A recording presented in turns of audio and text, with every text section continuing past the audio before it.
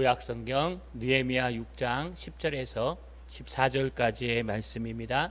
구약성경 734페이지에 있습니다. 이후에 무헤다벨의 손자 들라야의 아들 스마야가 두문불출하기로 내가 그 집에 가니 그가 이르기를 그들이 너희를 죽이러 올 터이니 우리가 하나님의 전으로 가서 외소 안에 머물고 그 문을 닫자. 저들이 반드시 밤에 와서 너를 죽이리라 하기로 내가 이르기를 나 같은 자가 어찌 도망하며 나 같은 몸이면 누가 외소에 들어가서 생명을 보존하겠느냐. 나는 들어가지 않겠노라 하고 깨달은즉 그는 하나님께서 보내신 바가 아니라 도비아와 산발랏에게 뇌물을 받고 내게 이런 예언을 함이라. 그들이 뇌물을 준 까닭은 나를 두렵게 하고 이렇게 함으로 범죄하게 하고 악한 말을 지어 나를 비방하려 함이었느니라. 내 하나님이여 도비아와 산발랏과 여선지 노야다와 그 남은 선지자들 곧 나를 두렵게 하고자 한 자들의 소행을 기억하옵소서 하였노라. 이런 하나님 앞에 손을 들어 인사하겠습니다. 하나님, 거짓 선지자를 조심하게 하옵소서. 여러분, 찐이다 라는 말을 요즘 유행어처럼 사용하고 있습니다. 찐이다 라는 노래도 있죠. 여러분, 찐이란 말이 어디서 나왔을까요?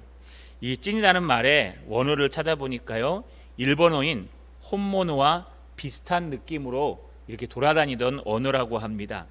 이것은 극부정어로서 안 좋을 때 쓰는 말이었습니다. 그래서 저 사람은 정말 아니야, 그럴 때 저 사람은 정말 찐이야 라고 얘기했던 그런 모습, 또 저 사람은 정말 노래를 찐하게 못해 라고 할 때 사용했던 그런 안 좋은 단어라고 합니다. 그런데 우리나라에 들어와서요, 이것이 바뀌어서 찐이다 라고 하면 참이다, 진짜다 라는 용어로 사용하고 있습니다. 그래서 찐이야, 그럼 저 사람은 정말 좋은 사람이야, 확실한 사람이야. 찐이야, 그럼 저건 가짜가 아니야, 진짜야 라고 하면서 참 진짜를 떠올리는 그런 단어를 볼 수 있습니다. 우리의 신앙에도요, 찐인지 아닌지 확인해야 될 때가 있습니다. 정말 저게 찐인지, 맞는 신앙인지, 찐이 아닌지, 거짓 신앙인지 다시 한번 돌아봐야 됩니다. 또 하나님의 말씀도 마찬가지입니다.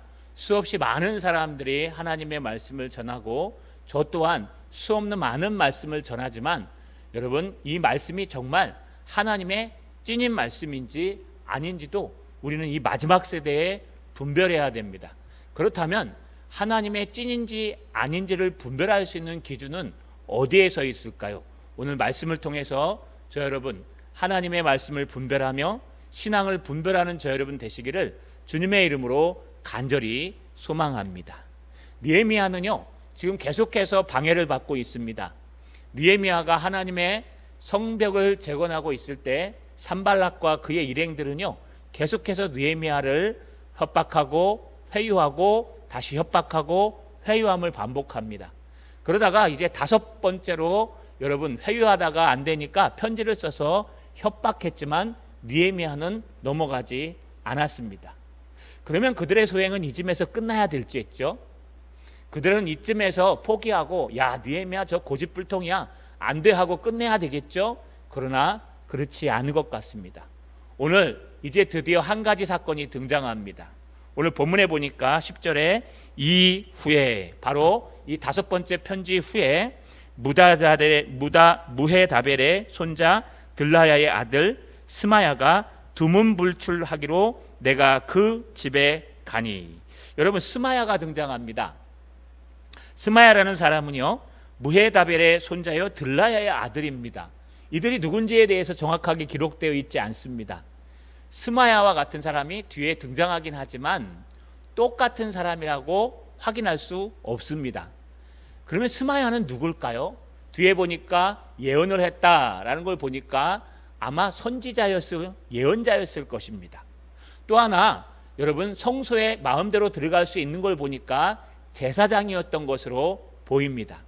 그런데 제사장이 자기의 역할을 하고 열심히 지금 전시 상황에 나와서 일을 해야 되는데 스마야가 안 나옵니다. 두문불출한다라는 뜻을 알죠? 문 밖에도 안 나가고 문을 딱 걸어 잠그고 안에서 그냥 가만히 있는 겁니다. 여러분, 이 제사장이 두문불출하는 이유는 세 가지가 있습니다. 보통은 첫 번째는 몸이 몹시 아파서 사역을 못하는 경우가 있습니다. 만약에 목사가요 지금 두문불출하고 안 나오시면 어떻게 하겠습니까? 여러분, 우리는 할 수 없는 겁니다. 목사가 심히 아프면 못하지 않겠습니까? 이런 식으로 이 제사장도요 몸이 심히 아플 때는 나오지 못합니다. 또 하나는요 생명의 위협을 느낄 때 제사장은 나오지 못할 때도 있습니다. 인간이기 때문에요. 그러나 세 번째는요 하나님 앞에 특별히 계시를 받거나, 이 당시에는 특별 계시가 여러분 임재하는 환상이나 꿈이나 다 가능했기 때문에 하나님 앞에 특별한 계시를 받을 때에는 제사장 사역을 하기 전에 두문불출하고 하나님의 계시를 받습니다. 아마 세 번째인 것 같습니다. 그래서 그가 나오지 않자 느헤미야는 어떻게 해야 될까요? 당연히 신방을 가야 되지 않겠습니까? 지도자로서 제사장이 두문불출하고 안 나오니까 그는 당연히 이 스마야의 집에 찾아갑니다. 그런데 스마야가 이상한 예언을 하기 시작합니다. 오늘 10절 하반절에 보니까 그가 이르기를 그들이 너를 죽이러 올 터이니 우리가 하나님 전으로 가서 외소 안에 머물고 그 문을 닫자. 저들이 반드시 밤에 와서 너를 죽이리라 하기로. 여러분, 이거 예언입니다. 예언을 하는데요 두 가지를 예언합니다. 첫 번째는 너 죽어. 느헤미야에게요. 지금 하나님이 나에게 은혜를 주셨는데 하나님이란 단어는 안 들어있죠. 그러나 예언 형식이에요. 뒤에 느헤미야가 예언이라고 얘기하는 걸 보면 이건 틀림없이 예언인 것이 맞습니다. 여러분, 하나님의 말은 안 들어있지만 그들이 너를 죽이러 올 터이니, 또 끝에 보세요. 저들이 반드시 밤에 와서 너를 죽이리라. 하나님 말씀하셨어. 지금 내가 응답을 받았는데, 기도하다가 두문불출하고 기도하다가 하나님의 응답을 받았는데 너 틀림없이 죽는데, 지금 산발랏이 최후로 자객들을 보내서 너를 죽인대. 반드시 죽이는데 밤에 와서 죽인대. 그러니 어떡하냐? 라고 하면서 얘기하는 거예요. 여러분, 얼마나 감사합니까? 하나님께서 예언을 하게 하셔서 미리 알게 하시니까요. 그런데 두 번째 예언한 건 바로 이겁니다. 중간에 보시면 여러분, 우리가 하나님의 전으로 가서 외소 안에 머물고 그 문을 닫자. 그러니까 하나님이 또 응답을 주셨는데 피할 길을 주셨어. 어떻게 해요? 하나님의 성전으로 들어가서, 여러분 외소라는 단어는요 여기서 외소라고 번역했지만 성소를 얘기합니다. 이 성전을 지으면요 여러분 이방인의 뜰, 여인의 뜰, 유대인의 뜰, 그 다음에 안에 성전이 있습니다. 제단. 그 제단 안에요 여러분 성소가 있습니다. 지성소와 성소를 나누는 성소가 있는데 바로 그걸 외소라고 표현합니다. 여러분, 이 외소에 가란다. 외소에 가서 나는 제사장이니까 들어갈 수 있으니까 하나님 너는 응답하셨으니까 우리 같이 외소로 들어가서 문을 닫아 걸자. 그러면 안으로 아무도 그 외소 안에 못 들어온다. 사실입니다. 여러분, 외소 안에 잘못 들어가면 큰일 납니다. 외소 안에는 제사장 외에는 못 들어갑니다. 그런데 느헤미야는 어떻게 들어갑니까? 여러분, 그러니까 이가 얘기하는 것이요, 지금 느헤미야는 하나님께서 들어가라고 나한테 예언했으니까 너는 제사장이 아니어도 들어가도 괜찮아 라고 하면서 지금 느헤미야에게 두문불출하던 스마야가 예언하고 있는 거예요. 다시 말해서 하나님의 뜻을 전달하고 있는 겁니다. 그렇다면 느헤미야는 어떻게 해야 될까요? 하나님의 뜻을 받았다는 제사장이 지금 떠들고 있고 선지자가 말하고 있는데 느헤미야는 단호하게 거절합니다. 여러분, 오늘 본문 11절에 보니까 내가 이르기를 나 같은 선지자가 어찌 도망하며 나 같은 몸이면 누가 외소에 들어가서 생명을 보존하겠느냐? 나는 들어가지 않겠노라 하고. 여러분, 단호하게 거절합니다. 나는 들어가지 않겠노라. 나는 거기에 들어가지 않겠노라. 이 말은요, 나는 지금 죽어도 하나님의 일을 해야 된다. 나는 지금 죽어도 이 성벽 재건에 대해서 지금 하나님의 사명을 감당해야 된다 라고 하면서 거절하면서 이유를 그에게 두 가지를 댑니다. 첫 번째는요, 앞에 읽은 것처럼 나 같은 자가 어찌 도망하며, 나 같은 자가 어찌 도망가겠느냐 내 목숨을 위해서. 여러분, 이거 원문대로 직역하면 나 같은 사람이 어떻게 도망하겠느냐, 조금 의역하면 내 위치에 있는 사람이 도망해야 과연 가능한가라는 뜻이에요. 지금 느헤미야는 성벽을 재건하는 리더자예요. 총독이에요. 그런데 이 느헤미야가요, 죽음이 무서워서 성벽 재건 이 문짝만 달면 되는데 이걸 안 하고 도망가 버리면요, 그러면 백성들이 어떻게 하겠냐는 거예요. 그러니 내가 어찌 이 사명을 포기하고 도망갈 수 있겠느냐? 네가 한번 생각해 봐라. 아니, 하나님이 도망가라 그랬어. 하나님이 너 죽는다 그랬어. 아니, 그렇더라도 어떻게 내가 이 자리에서 도망가는 게 상식적으로 말이 되냐? 하나님의 일을 하다가 말고 라고 하면서 첫 번째는 자기의 위치를 얘기합니다. 두 번째는요, 나 같은 몸이면 누가 외소에 들어가서 생명을 보존하겠느냐? 나 같은 몸이 어찌 감히 거기 들어가겠나요? 여러분 잘 보세요. 성소에는요, 제사장밖에 못 들어갑니다. 하나님의 말씀에 성소에는 제사장밖에는 못 들어간다고 말씀하셨어요. 옛날에 우시아 왕이요, 건방지게 왕으로서 제사를 지낸다고 성소에 들어갔다가요, 문둥병에 걸려 죽었습니다. 그래서 성소에는요, 아무나 못 들어갑니다. 제사장들 외에는 절대로 거기에 설 수도 들어갈 수도 없었습니다. 그런데 느헤미야한테 들어가래요. 하나님의 응답받았다고. 느헤미야는요, 첫 번째는요, 제사장이 아닙니다. 그러니 나는 거기에 설 수도 없고 들어갈 수도 없습니다. 어디 감히 내가 거기에 들어갈 수 있겠습니까? 여러분, 느헤미야는 하나님의 말씀을 알고 있었어요. 또 두 번째는요, 여러분, 느헤미야는 많은 신학자들이 얘기하기에 환관이었습니다. 환관은 우리 조선시대 내시를 얘기합니다. 어렸을 때 성기를 자르고 여러분 궁에 들어가서 남성도 여성도 아닌 위치에 살고 있는 환관, 내시를 말합니다. 왜냐하면은 이 당시 페르시아의 그 왕권에서도요, 이 술 맡은 관원장과 떡 굽는 관원장은 대부분 다 내시였습니다. 그렇기 때문에 아마도 느헤미야는 내시였을 것이다라는 역사적 의견이 지배적입니다. 그렇기 때문에 느헤미야는요, 여러분, 아니 하나님의 성전 안에도 못 들어갑니다. 왜냐하면 율법에 보면, 말씀에 보면 여러분, 이 성기를 다친 자, 그 자들은 하나님의 성전 안에 못 들어가게 되어 있습니다.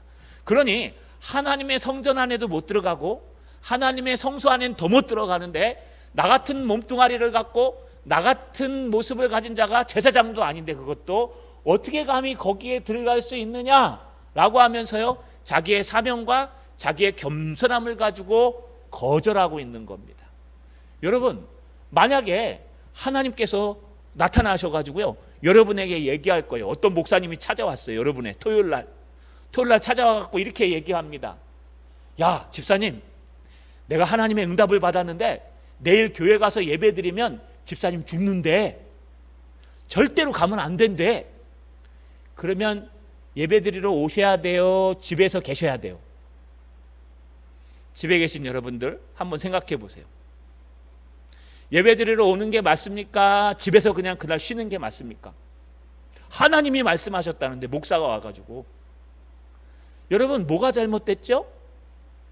우리가 간과하지 말아야 될 것은 요한 1서 4장 1절에 보면, 사랑하는 자들아, 영을 다 믿지 말고 오직 영들이 하나님께 속하였나 분별하라.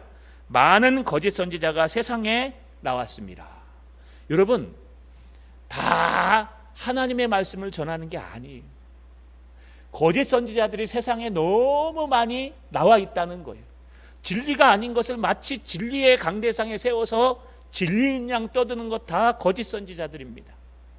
제가요, 좋아하는 목사님이 있습니다. 전에도 한번 말씀드렸지만 그 목사님의 책을 너무 설교를 잘해서 재밌고, 청년회 때부터 집사 때까지 엄청나게 책을 샀어요. 나온 건 거의 다 샀어요.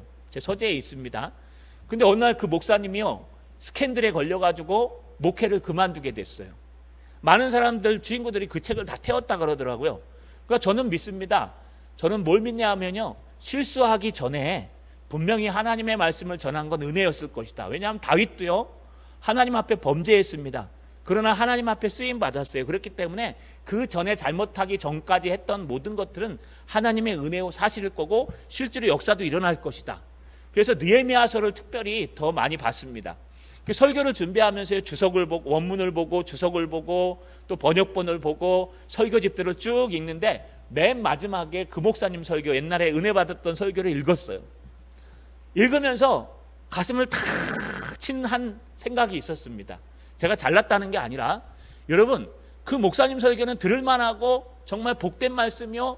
여러분 막 복받으라 그러고 또 앞으로 인도해 주시고 어떻게 해결할 것인가 막 새벽 무릎부터 이렇게 썼는데 그 말씀을 잘 읽다 보니까요. 본문이 없어요.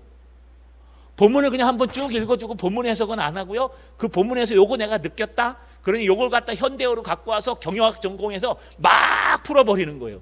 그러니까 사람들이요. 이게 성경 말씀인 줄 알고 막 빠져들어가는데 제가 이제 와서 연구하면서 보니까 전혀 엉뚱한 방향으로 간 거예요.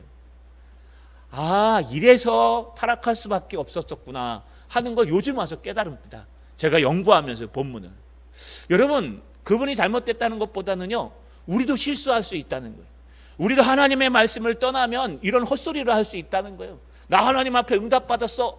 야, 너 오늘 죽는데 내일 죽으니까 절대로 교회 가지 말래. 나 하나님 앞에 응답받았어. 너 죽는다니까 너 지성소 성소 저 제사장만 들어가는 그곳에 저 들어가갖고 숨으래. 하나님이 허락하셨어. 저 숨어. 그러면 살 거야. 여러분 이거 참된 예언일까요? 거짓 예언일까요? 우리 오늘 말씀을 통해서 분별하는 방법을 배우는 저 여러분 되시기를 주님의 이름으로 간절히 소망합니다. 여러분 오늘 느헤미야는 이렇게 분별합니다. 오늘 12절 초반절에 보니까 깨달은즉 하고 시작해요. 깨달은즉 이게 히브리 원문으로 나가르라는 단어입니다. 근데 이게 히필형을 써요. 이게 히필형이라는 건 뭐냐 하면 자동사형이라 그래서 저기 재기형이라서 둘이 같이 하는 거예요. 다시 말하면 느헤미야가 어떻게 깨닫냐? 나가르를 갖다 제대로 번역하면 세밀하게 조사하여 알아내다 또는요 하나님의 말씀으로 분별하다 이런 뜻이에요. 나가르 세밀하게 알아내는 거예요. 어떻게 알아내느냐? 하나님께서 주신 하나님의 말씀과 자기가 연구한 여러분 두 노력이 같이 합상돼서 이게 히필형이거든요. 합산돼서 나 혼자 하는 것도 아니고 하나님이 번뜩 주시는 것도 아니고 내가 노력하고 열심히 공부해갖고 조사해갖고 이게 하나님의 말씀인지 아닌지 알아냈다는 거예요. 깨달았다는 거예요. 나가르 깨달았다. 근데 무엇을 깨달았을까요? 여러분 첫 번째 두 가지를 깨달았는데 첫 번째는요. 여러분 이렇게 기록합니다. 12절에 깨달은즉 보라라는 단어가 숨어 있어요. 보라 그는 하나님께서 보내신 바가 아니라 도비아와 산발랏에게 뇌물을 받고 내게 이런 예언을 함이라. 여러분 지금 스마야가 하는 게 예언이 맞는데 거짓 예언이라는 거예요. 내가 깨달은즉 거짓 예언이다. 그건 하나님의 보내신 바가 아니라 저 하나님께서 저에게 주신 말씀이 아니고 도비아와 산발랏이 뇌물을 줘가지고 그렇게 얘기하라고 시킨 것이다 라고 말하고 있는 겁니다. 여러분 거짓 예언이라는 거예요. 속으면 안 된다는 거예요. 근데 어떻게 알았을까요? 바로 나가르 하나님의 말씀을 열심히 읽고 연구하고 하나님의 말씀을 듣고 하나님의 말씀으로 분별할 수 있다는 겁니다. 오늘 많은 선지자들이 나왔어요. 어떤 선지자들은 이데올로기에 빠져서 진영 논리를 하고 있고 어떤 선지자들은요 성공주의, 여러분 승리주의, 혁명주의, 해방신학을 가지고 이야기합니다.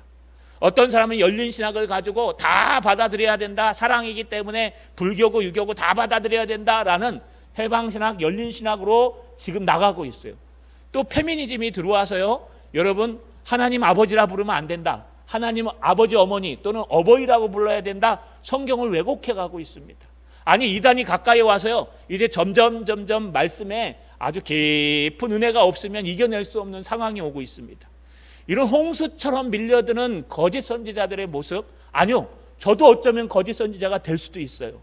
왜냐하면 하나님의 말씀이 아닌 다른 것들을 전한다면 저도 거짓 선지자예요. 그래서 여러분 우리는 중요한 것은 분별할 줄 알아야 됩니다. 나가르 할 줄 알아야 돼요. 깨달을 줄 알아야 돼요. 어떻게 깨달아야 될까요? 여러분 이것이 하나님의 말씀에 그대로 기록되어 있는 것인지 아니면 아닌지 깨달아야 돼요. 느헤미야는 깨달았습니다. 저거 하나님이 보내신 예언 아니야. 저거 하나님의 말씀 아니야. 저거는 분명히 도비아와 산발랏이 뇌물을 먹여서 헛소리하고 있는 거야. 거짓 예언을 하고 있는 거야. 여러분 왜 그럴까요? 아까 말씀드렸듯이 성소에는요 제사장 외에는 못 들어가요. 그렇기 때문에 느헤미야는 제사장도 아닌데다 또 심지어는 환관이기까지 해요. 성전 안에도 못 들어가는데 내가 어찌 감히 거기 들어가냐? 들어가도 괜찮다고 하나님이 말씀하신 말씀을 어기는 거예요. 하나님이 말씀을 어기는 거예요. 또 하나는요, 느헤미야는 지금 하나님의 일을 하고 있어요. 그런데 하나님의 일보다 너의 목숨을 더 생각하고 도망가라 그러니 이것 또한 하나님의 일을 어기는 거예요.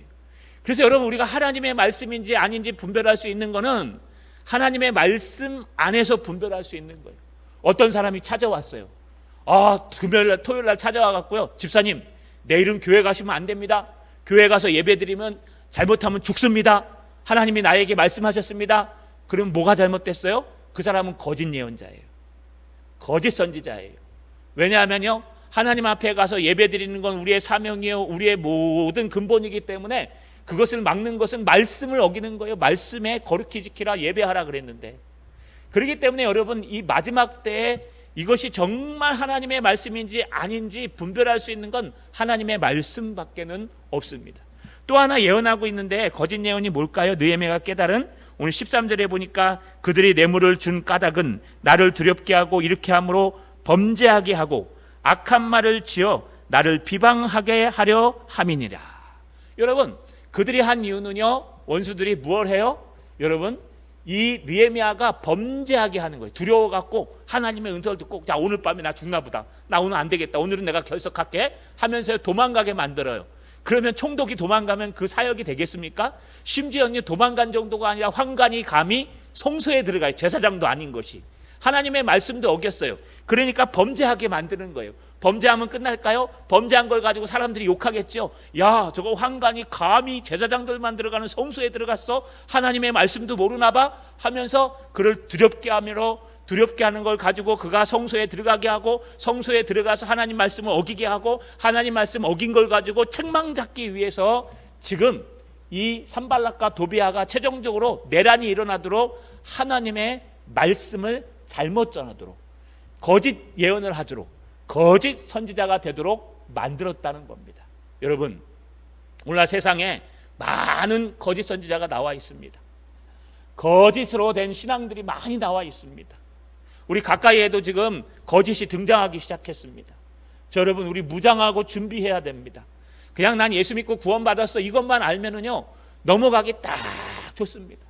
저희 처형님한테요, 어떤 분이 오셔가지고 사업을 하자고 얘기하시더래요. 그러면서 돈이 좀 있거든요. 아주 쉬운 사업이다, 이거 아주 간단한 거니까 갔다 오면 돈만 다 준다. 그러면서요, 그 대신 공부를 해야 된대요. 공부를 해야지만 가서 앉아서 들을 수가 있대요. 그래 공부하자, 그까짓 거 뭐 가면 돈 주는데 왜 공부를 안 하냐고 하기로 약속했는데, 그때 마침 대구에 신천지가 터졌대요. 그러니 그 사람이 사라져 버렸대요. 그러면서 우리한테 물어보는 거, 이거 뭐냐? 그거 신천지예요. 그랬더니 맞다는 거예요. 그대로 하더라는 거예요. 여러분, 요즘도 배후에서 지금 역사하고 있습니다. 이단들은요, 보이지 않는 곳에서 성경 공부하자고 얘기해요. 야, 교회에서 가르치는 거 갖고 안 돼, 우리끼리 성경 공부하자. 여러분, 교회 외에서 성경 공부하자 그러면 절대 하시면 안 됩니다. 가족끼리는 괜찮아요. 그러나 외부에서 뭐 하자고 얘기할 때 가시면 안 돼요. 그 이단이에요. 뭐 새천지가 또 생겼답니다. 안산에 새천지가 생겨갖고 똑같이 한답니다.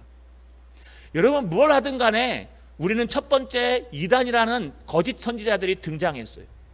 또 최근에 이데올로기를 가지고 등장한 선지자들도 있어요.